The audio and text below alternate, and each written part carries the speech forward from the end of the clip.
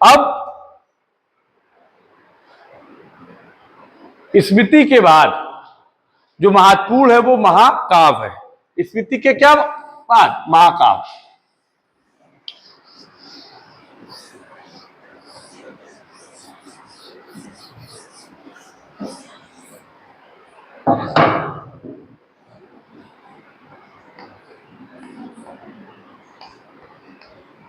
महाकाव्य। अब ये महाकाव्य क्या है? वैदिक साहित्य के बाद भारतीय साहित्य को, वैदिक साहित्य के बाद जो भारतीय साहित्य में क्रम से आता है वो उसकी क्या है नाम? महाकाव्य है। और महाकाव्य जो है ऐतिहासिक दृष्टि से वैदिक साहित्य के बाद जो साहित्य आता है उसे महाकाव्य के नाम से जाना जाता है। दूसरी जो महत्वपूर्ण बात है कि ऐतिहासिक दृष्टिकोण से देखिए, महाकाव्य के बारे में भी स्टेटमेंट वाले क्वेश्चन और कथन कारण वाले बन सकते हैं। ऐतिहासिक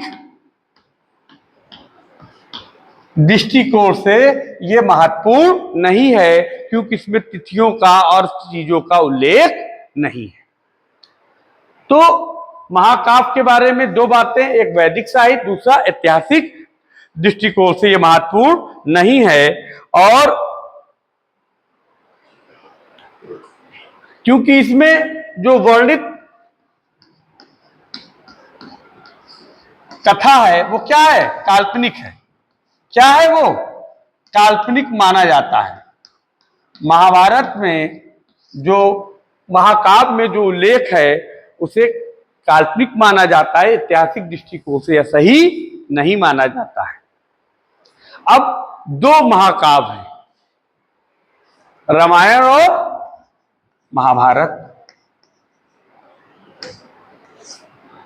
पहला रामायण, महर्षि वाल्मीकि ने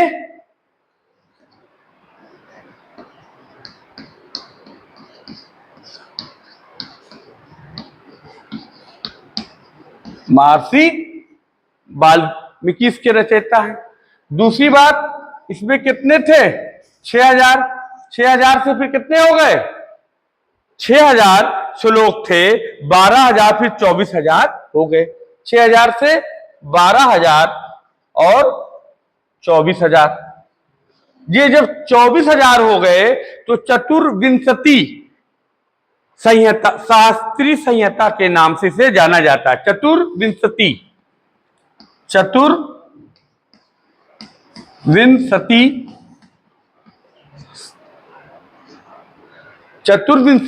संहिता के नाम से इसे जाना जाता है।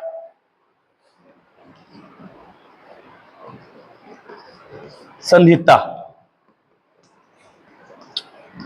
तो रामायण को चतुर्विंशति संहिता के नाम से जाना जाता है। ये ध्यान रखने की बातें हैं। रामायण पे भी इस तरीके के कथन और कारण वाले क्वेश्चन या स्टेटमेंट वाले क्वेश्चन बन सकते हैं, क्योंकि अब यूजीसी में धर्म से रिलेटेड, एंशिएंट हिस्ट्री और धर्म से रिलेटेड हर बार 3-4 क्वेश्चन जरूर रहते हैं। अब ये जो वाल्मीकि द्वारा रचित रामायण है, इसके 7 जो है खंड है। क्या है? 7 कांड है। इसके कितने कांड हैं? ये अक्सर पूछा गया है, ठीक है, कि रामायण में कितने कांडों का उल्लेख है? तो 7 कांडों का उल्लेख है। कौन कौन से? बाल कांड, अयोध्या, अरण्य। बाल, अयोध्या और अरण्य। बाल, अयोध्या और अरण्य। बाल, अयोध्या, अरण्य। और किष्किंधा कांड, सुंदर कांड, युद्ध कांड और उत्तर कांड। ये 7 कांडों का उल्लेख हमें जो है रामायण में मिलता है। ये अक्सर आया है। राम कथा पर आधारित जो अनुवाद सर्वप्रथम हुआ वह भारत के बाहर कहां हुआ? चीन में हुआ। रामायण का अनुवाद सर्वप्रथम कहां हुआ? चीन में हुआ, भारत के बाहर। भुसुंडी रामायण को अधिरामायण, भुसुंडी रामायण को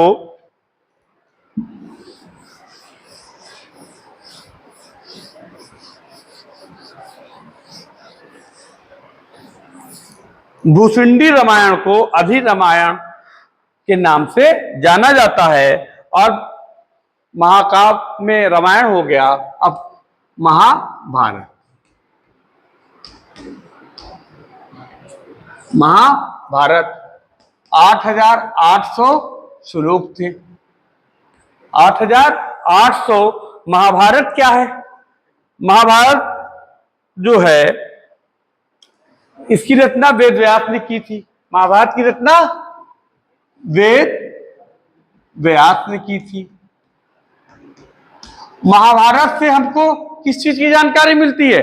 राजनीतिक, सामाजिक, धार्मिक, पॉलिटिकल, सोशल और रिलीजियस। पॉलिटिकल, सोशल और रिलीजियस इंफॉर्मेशन हमें कहां से मिलती है? महाभारत के अध्ययन से मिलती है। और ये जो 8,800 श्लोक थे, आगे चलकर ये किसमें बदल जा रहे हैं? ये अच्छा, जब ये 8,800 श्लोक थे तो महाभारत को जय संहिता के नाम से जाना जाता है। तो कथन वाले डायरेक्ट क्वेश्चन भी बन सकता है और कथन वाले क्वेश्चन भी, स्टेटमेंट वाले क्वेश्चन यहां से बन सकते हैं। तो 8,800 श्लोक को जय संहिता के नाम से जाना जाता है। फिर क्या हो रहा है कि फिर 24,000 श्लोक हो जा रहे हैं। फिर कितने हो जा रहे हैं? 8,800 से 24,000 हो गए, क्योंकि इसमें जो है भरत जो जन था, भरत जन था उसका उल्लेख है, भरत जन का, इसलिए इसे भारत के नाम से भी जाना गया। महाभारत को जय संहिता कहा जाता है जब 8,800 श्लोक थे। फिर इसको भारत के नाम से जाना जाता है क्योंकि इसमें भरत जन का उल्लेख है और इसमें 24,000 श्लोक हुए। फिर इसके श्लोक कितने हो गए? 1 लाख। कितने हो गए? 1 लाख हो गए। 1 लाख हो गए तो इसे महाभारत के नाम से जाना गया। ये बात ध्यान रखिएगा। और सतशास्त्री संहिता, सतशास्त्री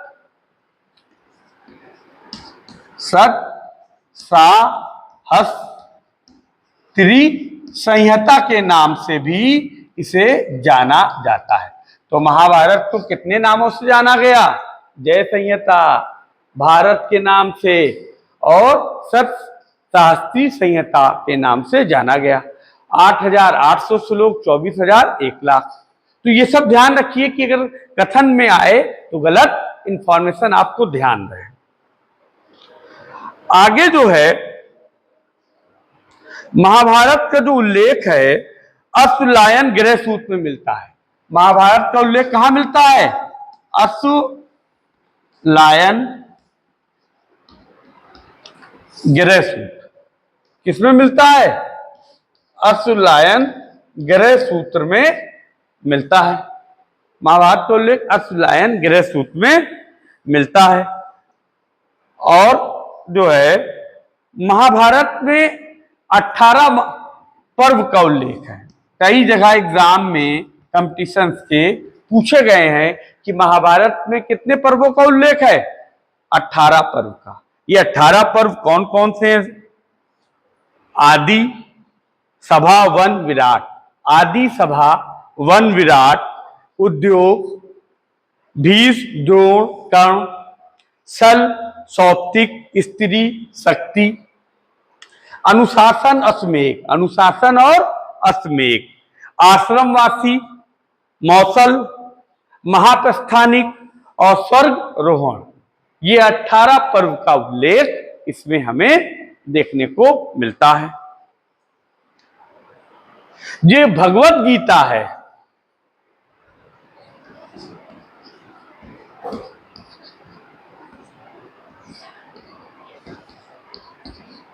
ये जो भगवत गीता है वो महाभारत के भीष्म पर्व में इसका उल्लेख है। भगवत गीता क्या है? महाभारत के भीष्म पर्व का एक भाग है। भगवत गीता महाभारत के भीष्म पर्व का एक भाग। अक्सर पूछा जाता है भगवत गीता का उल्लेख किसमें है? महाभारत के भीष्म पर्व में इसका उल्लेख हमें देखने को मिलता है। अब आगे पुराण।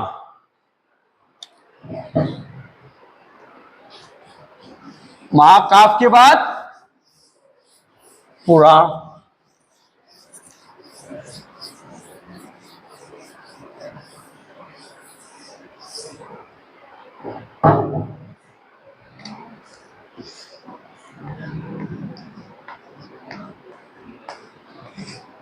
पुराण, ये जो पुराण है इसमें प्राचीन भारतीय इतिहास का क्रमबद्ध अध्ययन मिलता है। पुराणों में क्या मिलता है? प्राचीन भारतीय इतिहास का एंशिएंट हिस्ट्री जो है उसका क्रमबद्ध अध्ययन, क्रमबद्ध सिस्टमैटिक जो जानकारी है, सिस्टमैटिक जानकारी हमें प्राचीन भारतीय इतिहास में पुराणों से प्राप्त होती है। जो पुराणों के रचनाकार थे, रचयिता थे, उन्हें लोमहर्ष के नाम से जाना जाता है और उनके पुत्र उग्रश्रवा ने भी इसको रचा था। लोमहर्ष और उग्रश्रवा, लोमहर्ष और इनके पुत्र उग्रश्रवा,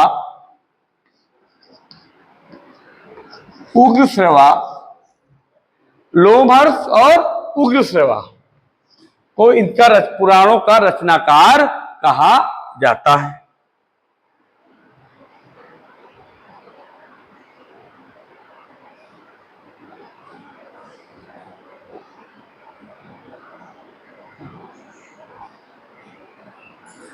पुराणों में प्राचीन काल से, एंशिएंट हिस्ट्री से गुड पीरियड तक ऐतिहासिक घटनाओं की जानकारी मिलती है। पुराणों में हमें किन बात की जानकारी मिलती है? एंशिएंट हिस्ट्री से, प्राचीन काल से। पुराणों में हमें प्राचीन काल से गुप्ता पीरियड तक, गुप्त काल तक की ऐतिहासिक जानकारी हमको पुराणों से मिलती है। पुराणों में कई वंशों का उल्लेख। पुराण से भी क्वेश्चन कैसे बन सकते हैं? स्टेटमेंट वाले, डायरेक्ट भी पूछ सकता है और स्टेटमेंट वाले। तो ध्यान रखना है पुराणों में कई वंशों का उल्लेख है, जिसमें शिशुनाग, नंद, मौर्य, शुंग, सातवाहन और गुप्त। शिशुनाग,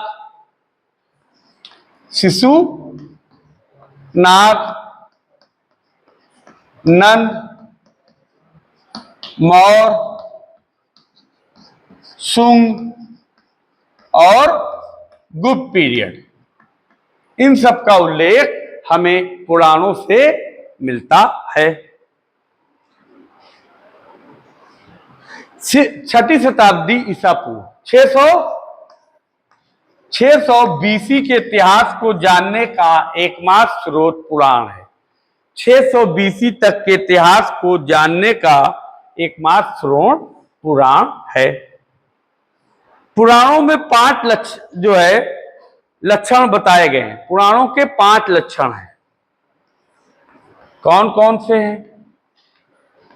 सर्ग है, सर्ग, प्रतिसर्ग, सर्ग और प्रतिसर्ग। दो सर्ग, प्रतिसर्ग, वंश, मनवंतर, वंश और मनवंतर, वंश और मनवंतर और वंशानुचरित,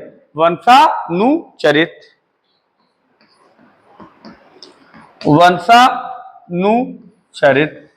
तो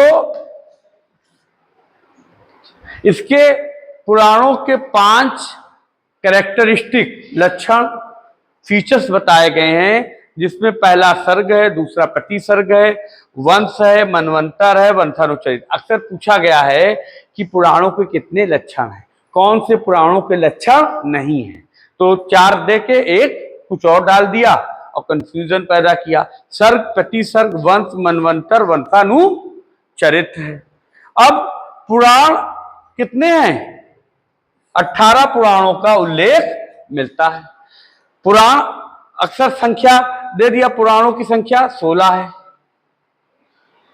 पुराणों की इंफॉर्मेशन दे दिया कि पुराणों के रचयिता लोमहर्षि उत्सर्वा हैं, पुराणों में इस वंश का उल्लेख है और पुराणों की संख्या 17 है। अब इस स्टेटमेंट में क्या सही है, क्या गलत है? ABCD, AB, BC, ABCD इस तरीके से कर सकता है। तो ध्यान रखना है कि 18 क्या है? पुराण होते हैं। इसमें है कौन कौन से? पहला ब्रह्म पुराण, पद्म पुराण, विष्णु पुराण, वायु, भागवत, नारदी, मार्कंडे, अग्नि, भविष्य, ब्रह्म वैवर्त और लिंग, वाराह, स्कंद, वामन, कूर्म, मत्स्य और गुरुण। कूर्म, मत्स्य और गुरुण, ये सब अक्सर पूछा जाता है कौन सा पुराण नहीं है। तो 4 5 दिया और 1 बदल दिया। तो ध्यान रखिएगा इस बात का भी, पुराणों से आते हैं। अब सब मत्स्य जो है, मत्स्य पुराण सबसे क्या है? ओल्ड।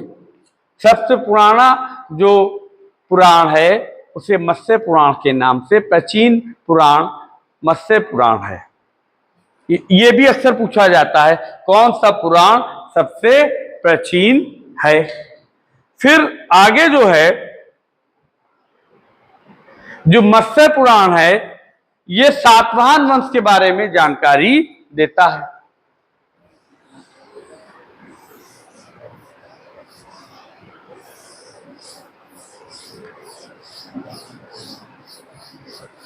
मत्स्य पुराण क्या करता है?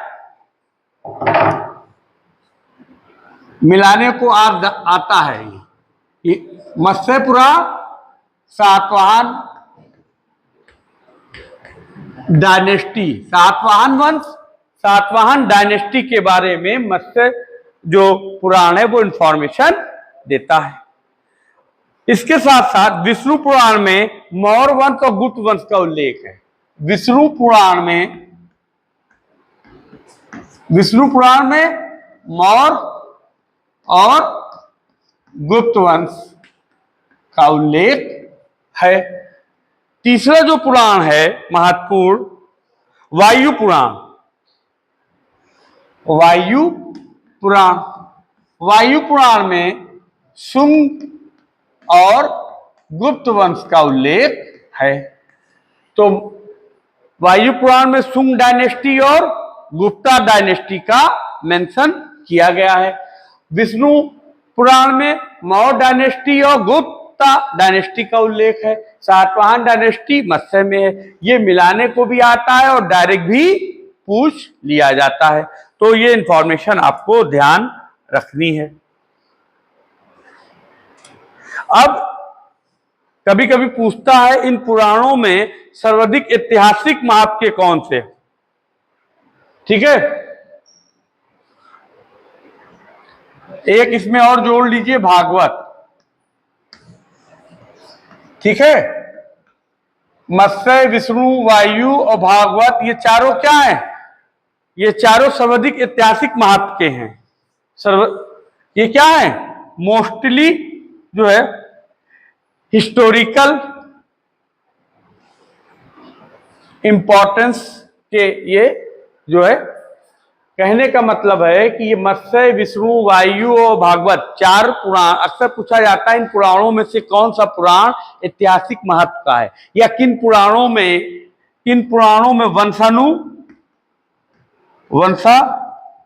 वंशावली दी गई है। हायरकी किसमें दी गई है, वंश के बारे में किसमें दिया गया है, या ऐतिहासिक दृष्टि से कौन सर्वाधिक महत्वपूर्ण पुराण है। तो ये मत्स्य, विष्णु, वायु, भागवत चारों हैं। मत्स्य, विष्णु, वायु और भागवत के चारों पुराण जो है बहुत महत्वपूर्ण हैं।